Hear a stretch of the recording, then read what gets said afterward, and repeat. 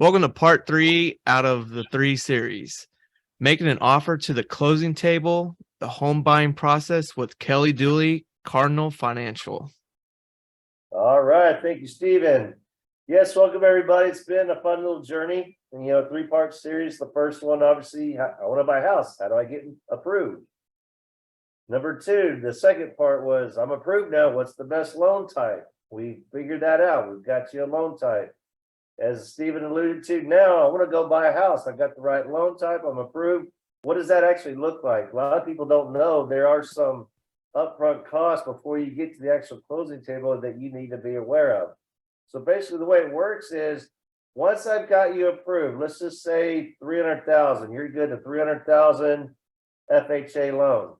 I would email Stephen an actual approval letter that has FHA 300,000. It's got my information on there, Cardinal Financial. He's got it in his hand. And that's the fun part. You guys start looking around at homes so he knows exactly what to show you, not too much house, not too little house, what you're comfortable with. All right, you make an offer. So here's where you need to pay attention. You find a house, you guys like it. Stephen will write up a contract, and that listing agent is going to ask for that approval letter. They will not take a house off the market without an approval letter. I'm telling you right now. So it's extremely important that you get approved first. So you got to have that approval letter with the offer. Okay. So what happens at that point is you need to be prepared to write a check for 1% of the purchase price. So in this case, a $300,000 house, 1% is $3,000. So you will take that, and actually there's the option check too. I think those are usually around $250, something like that. So you take about $32.50 to the title company. You would do that yourself, and Stephen would know where the title company is. And what that does, it holds the house for 10 days. It's like a deposit. And in those 10 days, it's highly recommended that you get an inspection. It's not mandatory, but it is recommended. And inspectors know you only have 10 days to get inspection done and look at the results. So they can turn around an inspection in 1 to 2 days. And I believe inspections are around $350 to $400, something like that. We've got inspectors for you can pick from.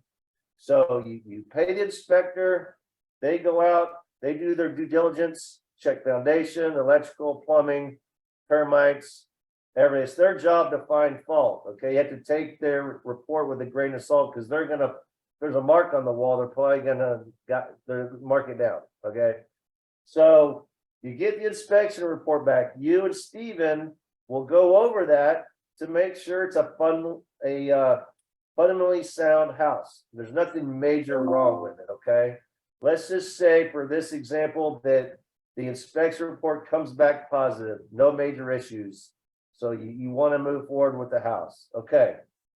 So you would let me know, hey, Kelly, call me up or Stephen can. We want to move forward with the house. Even if you have another 6 or 7 days, you can take those 7, whatever days are left in that 10-day period if you want. But for this example, let's just say you want to move forward. You give me the green light, then I would email you the initial disclosures. Okay. These are all the standard government questions. You're an American, you have a job, your name is John Smith, whatever your name is, you work at XYZ, and it's going to have some rough estimates in there of the closing costs, the title company and what they might charge, a bunch of estimated on the high end fees. So you have an idea of what you're going to need for that house. And you'll know because I've already told you, but you just have to e-sign anyway for us. As soon as you e-sign those, I can then send you the appraisal link. And it's law that the buyer always pays for the appraisal. And it's $600. You can pay with your credit card. Okay. And that's really the longest part of the whole process, because once you pay for that, it's a third party. Okay. It's a neutral third party that finds an appraiser. It's not us, it's not the seller, it's a neutral party. The management company will find an appraiser. They will reach out to the listing agent.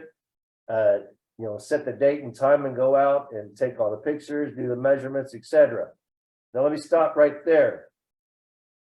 Remember when I said you wrote a check for $3,000, 1% of the purchase price? That $3,000 goes towards the down payment and the closing costs. Okay, so you've already paid $3,000 towards your down payment and closing costs. This is an FHA loan for this example, 3.5% times 300,000. That's your down payment, and then closing costs roughly 12 to 15,000. So it's important to know that you've already paid $3,000. The $600 appraisal that you just paid for, you get credit for that too. So now you've paid $3,600 towards the down payment and closing costs. The inspection, the $400 roughly. Sorry, you don't get credit for that because it's not mandatory. That's on you. Okay, so once the appraisal is paid for, we will get a notification that it's been made. They found an appraiser, and they will give us an ETA of when to expect the results. I, of course, will let you know. I'll let Stephen know, the listing agent know, and the title company know. With me, every Tuesday is update day and you'll find out what's going on with the loan every Tuesday. Everybody will. So let's just say, it takes about 10 to 12 days roughly for that appraisal to come back. We get it first. Okay, guys, we get it back first. We review it and then we send it on. Now, it's really to protect you. If you're buying a $300,000 house, the appraiser is going to make sure you're buying a house that's worth $300,000 or more. Let's just say it comes back at 305. Okay, most of the time, guys, the appraisal does come back at purchase price or a little more, most of the time. Okay, if it comes back at 305 in this example, it does not change the terms of your loan. It doesn't mean you have to pay more.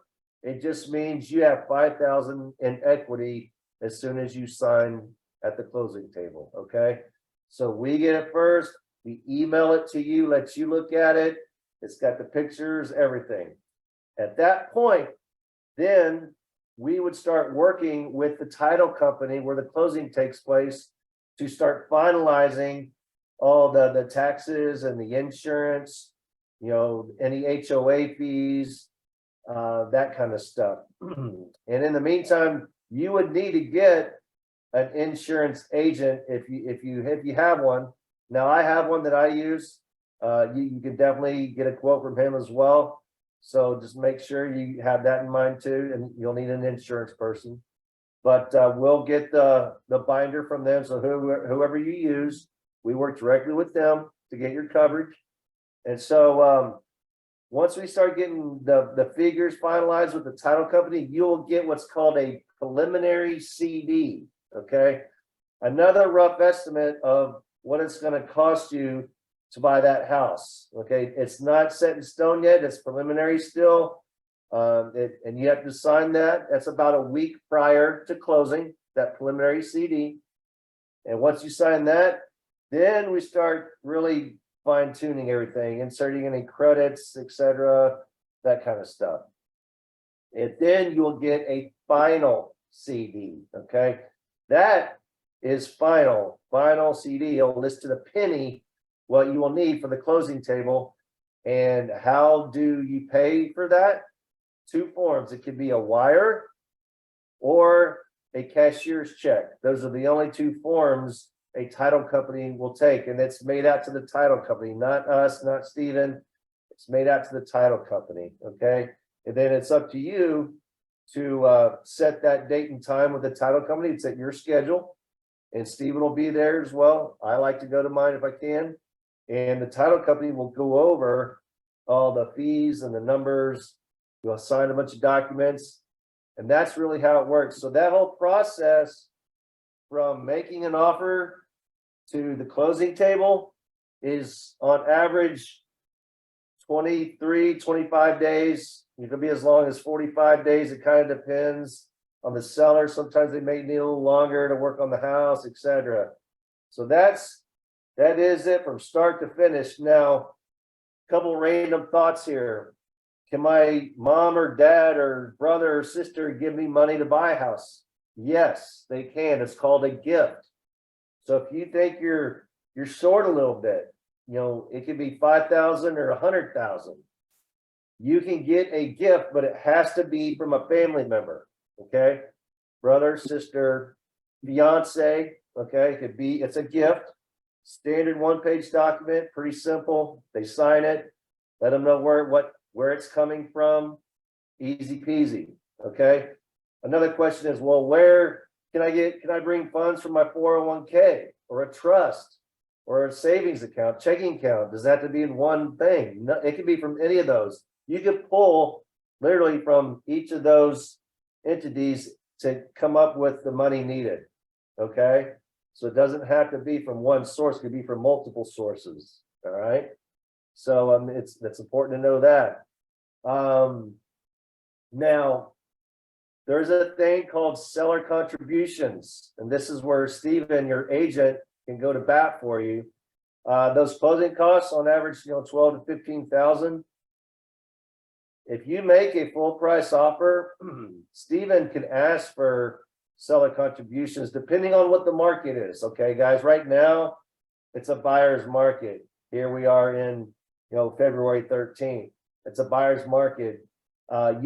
Stephen can ask for seller contributions, meaning, hey, I'm giving you a full price offer of 300,000, but I want 8,000 in seller contributions, meaning the seller is going to cover 8 grand of that 12 to 15 in closing costs for you. Pretty sweet deal.